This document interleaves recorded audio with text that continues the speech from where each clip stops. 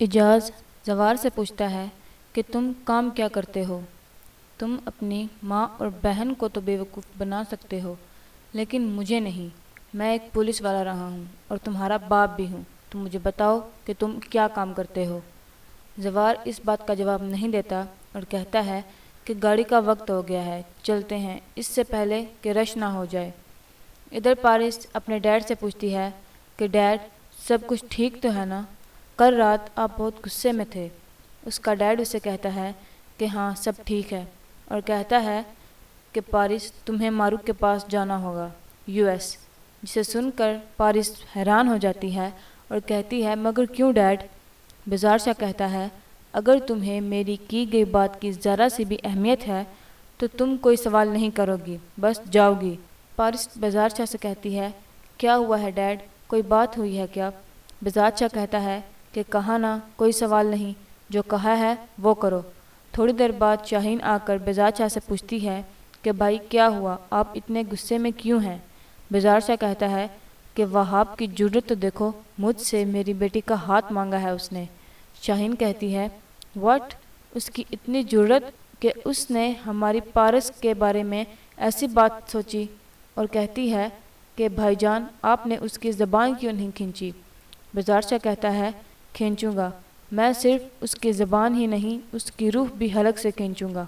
پھر شاہین کہتی ہے کہ اس ساری سچویشن کے بعد میرے پاس تو اس کا ایک ہی حل ہے کہ آپ پارس کی فوراً شادی کر دیں۔ میں نے آپ سے پارس کا ہاتھ مانگا تو تھا اپنے بیٹے آفتاب کے لیے، آپ نے کوئی جواب ہی نہیں دیا۔ بیزار شاہ کہتا ہے شاہین میری ابھی اس موضوع پر پارس سے کوئی بات نہیں ہوئی۔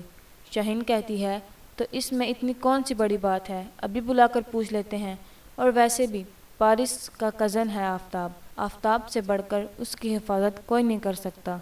بیزار شاہ کہتا ہے شاہین مجھے تھوڑا وقت دو سوچنے کے لیے۔ شاہین کہتی ہے ہاں تو سوچ لیں، اور کل میں مٹھائیوں کے ساتھ آؤں گی اور رسم کر کے جاؤں گی۔ پھر بیزار شاہ پارس کو آفتاب اور اس کے رشتے کے بارے میں بتاتا ہے۔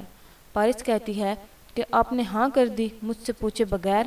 بیزار شاہ کہتا ہے کہ تم جانتی تو ہو کہ میرے کتنے دشمن ہیں اور مجھے ہر وقت تمہاری فکر ہوتی ہے، اور مجھے لگتا ہے کہ آفتاب سے بہتر لڑکا اس وقت کوئی نہیں ہوگا۔ پارس کہتی ہے کہ اس سے تو اچھا ہے میں مر ہی جاؤں۔ بیزار شاہ پارس کی بات سن کر بنا کچھ کہے وہاں سے چلا جاتا ہے۔ صبح بیزار شاہ کے زوار کو نوکری پر آنے سے منع کرنے کے بعد زوار ان کو 50 لاکھ کا چیک واپس کرنے آتا ہے۔ سکندر کہتا ہے اس کی ضرورت نہیں ہے، یہ تم رکھ سکتے ہو۔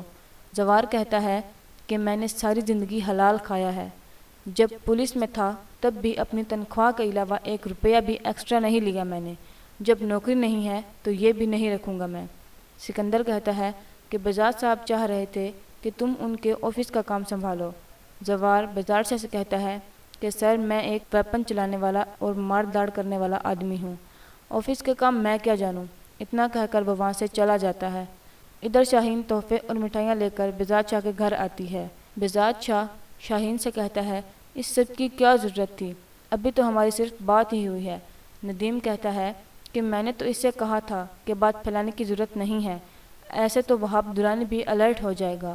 شاہین کہتی ہے وہاب کو پتہ چلتا ہے تو چل جائے، آئی ڈونٹ کیئر، میری اکلوتی بیٹی اور بھتیجی کی منگنی ہے تو میں تو ساری دنیا کو بتاؤں گی۔ پھر شاہین رسم کرتی ہے اور سب کا منہ میٹھا کرواتی ہے۔